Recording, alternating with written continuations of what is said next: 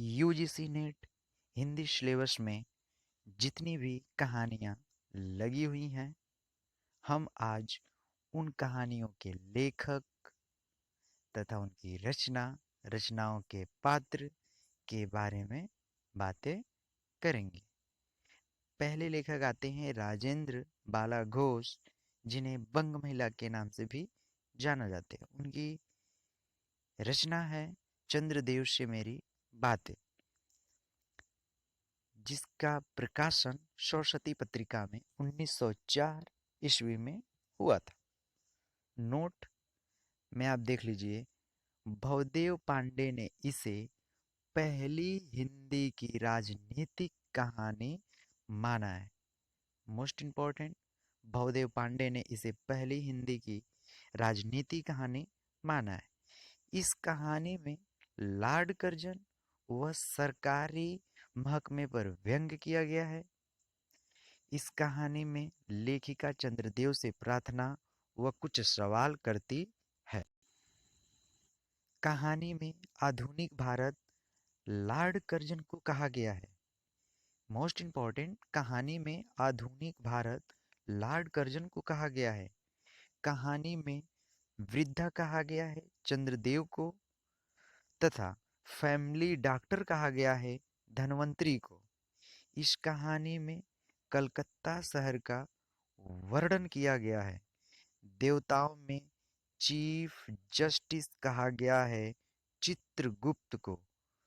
देवताओं में देवताओं में चीफ जस्टिस कहा गया है चित्रगुप्त को। इनकी दूसरी रचना आती है दुलाई वाली, जिसकी रचना हुई थी 1907 ईस्वी में सरस्वती पत्रिका में। भाग 8 है और संख्या 5 है। इनके प्रमुख पात्र हैं वंशीधर, जानकी देई, नवल किशोर, सीता तथा दुलाई वाली। इस क्रम में आते हैं हमारे दूसरे कवि माधवराव सप्रे, जिनका जन्म 1871 ईस्वी में हुआ था। इनकी रचना है एक टोकरी भर मिट्टी, जिसका प्रकाशन हुआ था 1901 ईस्वी में। इस कहानी में एक विधवा औरत एवं उसकी 5 वर्षीय पोती तथा एक जमींदार की कहानी है। जमींदारी व्यवस्था एवं उससे शोषण की कहानी है। तीसरे क्रम में कवित्री आती हैं सुभद्रा कुमारी चौहान, जिनका जन्म 1905 ईस्वी में हुआ था। इनकी रचना का नाम है राही। पात्र हैं राही एवं अनिता। प्रमुख पात्र में राही एवं अनिता। राही महिला है, नोट में इसको कर लीजिएगा, राही महिला है। इस कहानी में भारतीय पिछड़े वर्ग की गरीबी तथा उन गरीबों को पुलिस द्वारा सताए जाने की कहानी है। अब पढ़ेंगे प्रेमचंद्र को। प्रेमचंद्र का जन्म 1880 ईस्वी में हुआ था। इनकी जो कहानी लगी हुई है ईदगाह, जिनका प्रकाशन 1933 ईस्वी में हुआ था। इस कहानी में प्रमुख पात्र हैं हमीदा, अमीना, चौधरी कायम अली, महमूद, मुहसिन, नूरा, शम्मी, आबिद, फैमन तथा जुमराती। मैं बोल दूं कि जो भी कहानियों के मैं पात्र बता रहा हूँ, हर एग्जाम में जब जब ये नेट का एग्जाम होता है, पात्र का मिलान करने के लिए देता है, तो इसको नोट डाउन करें। और जब एक एक कहानियों को लेकर चलेंगे तो विस्तार से उसको बताएंगे, उसके विषय बताएंगे, हर चीज मतलब उसमें कवर हो जाएगा।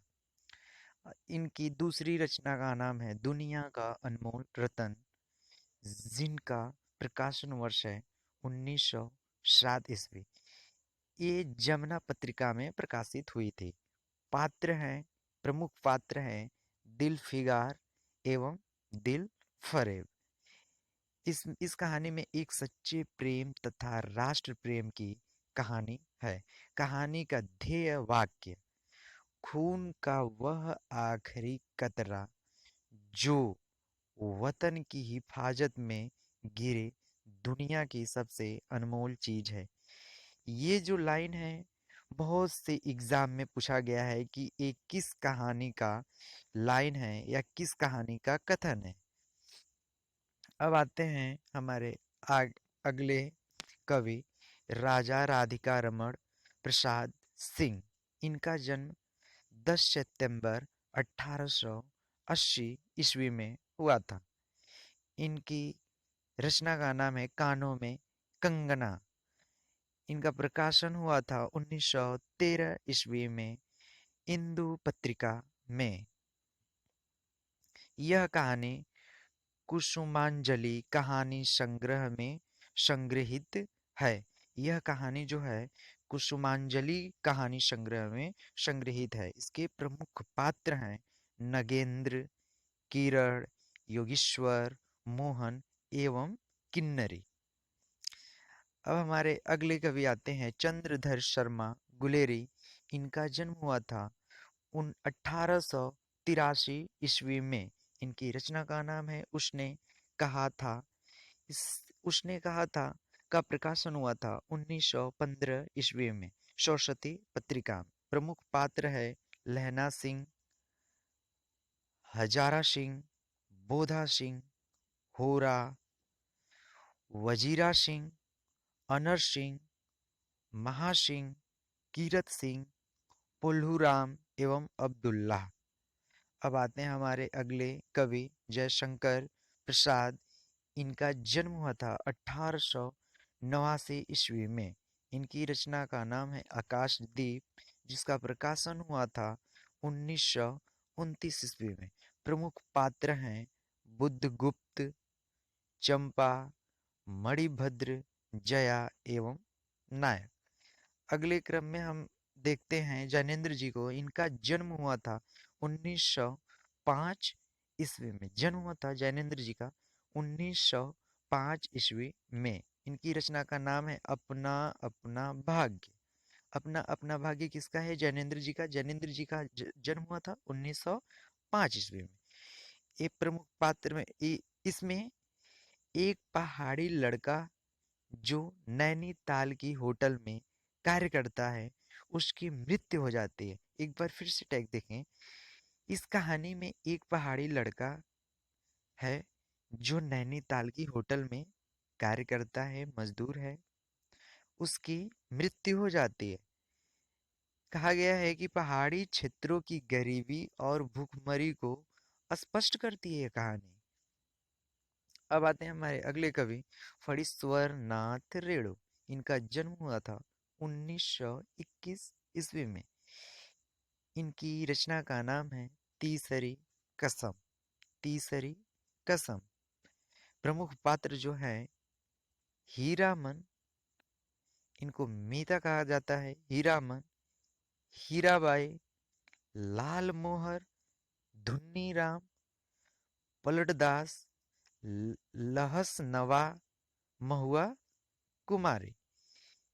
इसी क्रम में फरीश्वरनाथ रेणु की आती है दूसरी, जो नेट कहानी में लगी हुई, नेट सिलेबस कहानी में, लाल पान की बेगम। लाल पान की बेगम। इस कहानी के प्रमुख पात्र हैं बिरजू की माँ। बिरजू की माँ चंपिया, जंगी, मरवनी, बाबू साहेब, सुनरी, लरेना, खवास आदि। अब आएंगे हमारे सच्चिदानंद हीरानंद वत्स्यायन अज्ञे। इनका पूरा नाम है अज्ञे जी आएंगे। इनका जन्म हुआ था 1911 ईस्वी में। इसको याद कर लेना, 1911 ईस्वी में। जब मैं कवियों का जन्म के आधार पे जब उसको मिलान करने के लिए बोलूंगा या कवियों का जन्म काल क्रमानुसार बताऊंगा, तो उसमें ऐसे 3 से 4 कवि हैं जिनका जन्म 1911 ईस्वी में हुआ था। इनकी रचना का नाम है गैग्रेन कहानी संग्रह विपथगा। जो गैग्रीन है कहानी संग्रह विपथगा जो 1990 ईस्वी में और तथा इसका 5वें संस्करण में प्रकाशित हुई। ये जो कहानी हुई है ना 5वें संस्करण में प्रकाशित हुई है। प्रमुख जो पात्र हैं मालती डीडी महेश्वर मालती के डॉक्टर पिता ये मालती हैं। दूसरा वो टीटी हैं टीटी महेश्वर मालती के डॉक्टर पिता। अब आएंगे दूसरा शेखर जोशी जिनका जन्म हुआ था शेखर जोशी का 1939 ईस्वी में। इनकी रचना का नाम है कोशिका घटवार।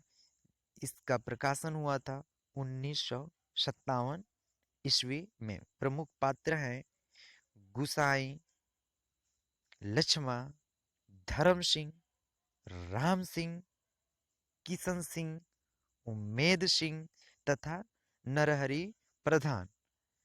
अब आएंगे हमारे अगले क्रम में कवि भीष्म साहनी जिनका जन्म 1915 ईस्वी में हुआ था। इनकी रचना का नाम है अमृतसर आ गया। मैं तो बोलूंगा इस कहानी को एक बार जरूर पढ़ें। अमृतसर आ गया। वैसे तो आप सभी को सारी कहानियां पढ़नी पड़ेगी और अच्छे से पढ़नी पड़ेगी। ब, बस मैं ये बताने की कोशिश कर रहा हूँ कि आप पढ़ें अच्छे से पढ़ें कम पढ़ें बेहतर पढ़ें और एग्जाम में अपना बेस्ट देकर आए। भीष्म साहनी 1915 ईस्वी में इनका जन्म हुआ था। इनकी रचना का नाम है अमृतसर आ गया। इस कहानी में जो बातें कही गई हैं भारत पाक विभाजन के समय उत्पन्न तनाव की पृष्ठभूमि पर रचित कहानी। पात्रों के नाम अस्पष्ट हैं। पात्र हैं 3 पठान 1 बाबू। पात्र हैं जो 3 पठान 1 बाबू 1 सरदार 1 बुढ़िया एवं 1 लेखक स्वयं। जो लेखक है वो स्वयं है। इनकी भीष्म साहनी 1915 ईस्वी में इनका जन्म हुआ था। इनकी रचना का नाम है अमृतसर आ गया। ये रचना कब की गई? भारत पाक विभाजन के समय उत्पन्न तनाव की पृष्ठभूमि पर रचित कहानी है। पात्रों के नाम अस्पष्ट हैं। पात्र 3 पठान हैं 1 बाबू हैं 1 सरदार 1 बुढ़िया एवं लेखक स्वयं है। इनकी दूसरी रचना है चीफ की दावत। चीफ की दावत इसके प्रमुख पात्र हैं श्यामनाथ श्रीमती रामानाथ श्रीमती रामनाथ श्यामनाथ की माँ श्यामनाथ के अंग्रेजी चीफ एवं उनके साथी। अब आएंगे अगले क्रम में हमारे कवि कृष्णा शोभती जिनका जन्म हुआ तो 1925 ईस्वी में। इनकी रचना का नाम है सिक्का बदल गया जिसका प्रकाशन वर्ष है 1948 ईस्वी। प्रमुख पात्र हैं साहनी शेरा हसैना शाहजी जैना फिरोज रसूली नवाब बीबी दाऊद खा मुल्ला इस्माइल इस्माइल जेलदार वेणु पटवारी। ये प्रमुख पात्र में शाहनी शेरा हसैना तथा दाऊद खा। इनमें से मिलान करने वालों में ये बहुत बार पूछा जाता है। इस क्रम में हमारे अगले कवि आएंगे हरिशंकर परशई जिनका जन्म हुआ था 1922 ईस्वी में। इनकी रचना का नाम है इंस्पेक्टर मतादीन चाँद पर। इंस्पेक्टर मतादीन चाँद पर भारतीय पुलिस व्यवस्था पर व्यंग करती कहानी है। एक बार फिर से सुन ले। इंस्पेक्टर मतादीन चाँद पर जो कहानी है हरिशंकर परसई की। यह कहानी भारतीय पुलिस व्यवस्था पर व्यंग करती कहानी है। प्रमुख पात्र हैं मातादीन अब्दुल गफूर बलभद्र राम सजीवन एवं अन्य पात्र। अगले क्रम में हमारे आएंगे कवि ज्ञान रंजन, जिनका जन्म हुआ था 1936 ईस्वी में। इनकी रचना का नाम है पिता। राजकमल प्रकाशन में यह प्रकाशित हुई थी। नए इस कहानी में दिखाया गया है नए जमाने तथा पुराने जमाने को लेकर वैचारिक द्वंद्व को स्पष्ट करती कहानी। प्रमुख पात्र हैं पिताजी, सुधीर, रहमान, देवा, कप्तान भाई एवं अन्य पात्र। आएंगे हमारे अगले क्रम में कवि कमलेश्वर, जिनका जन्म हुआ था 1932 ईस्वी में। इनकी रचना का नाम है राजा निर्वंशिया। इन इसका प्रकाशन हुआ था 1957 ईस्वी में। इस कहानी के प्रमुख पात्र हैं जगपति, चंदा, बच्चन सिंह, दयाराम, जमुना, मुंशी जी, सुदर्शन, दर्जी, निर्बंशिया, राजा एवं उनकी पत्नी। अगले क्रम में लास्ट कवि हैं निर्मल वर्मा, जिनका जन्म हुआ था 1929 ईस्वी में। इनकी रचना का नाम है परिंदे, जिसका प्रकाशन वर्ष है 1960। ये परिंदे का जो प्रकाशन हुआ था हंस पत्रिका में हुआ था। प्रमुख पात्र हैं Latika, major, Girish Negi, doctor Mukherjee, Karimuddin, miss Wood, mister Hubert, Sudha, Julie, Mary, Hemanti एवं अन्य। ये सारी कहानियां हिंदी सिलेबस में लगी हुई हैं। यूजीसी नेट का पेपर देने अगर आप लोग जा रहे हैं या अन्यथा कोई भी पेपर देने जा रहे हैं तो इससे क्वेश्चन बार बार बनते हैं। चाहे आप टीजीटी का पेपर दें, पीजीटी का पेपर दें या असिस्टेंट प्रोफेसर का पेपर दें या यूजीसी नेट का पेपर दें। यूजीसी नेट के लिए तो ये रामबाण है। आप छोटा मोटा एग्जाम भी देंगे तो एक कहानियों के नाम पूछ दिए जाते हैं कि प्रकाशन वर्ष पूछ भी दिया जाता है किसकी कहानियां हैं। तो आप इसको अच्छे से देखें और नोट डाउन कर लें। और मुझे नहीं लगता है कि इससे बाहर कुछ भी पूछेगा। और प्रमुख पात्र और अगर इसके बारे में और अच्छे से जानना होगा तो आप सब इस कहानियों को लेकर पढ़ें, कहानियों को धीरे धीरे पढ़ें और जो कुछ भी बचता है कमेंट में, जो समझ में नहीं आया हो कमेंट में लिखें। अन्यथा बाकी सब बढ़िया है। आप लोग अच्छे से पढ़ें, बेहतर पढ़ें, कम पढ़ें, बेहतर पढ़ें। ऐसे वीडियो के लिए और देखने के लिए लाइक करें, सब्सक्राइब करें तथा घंटे को बजा दें। ठीक है, थैंक यू।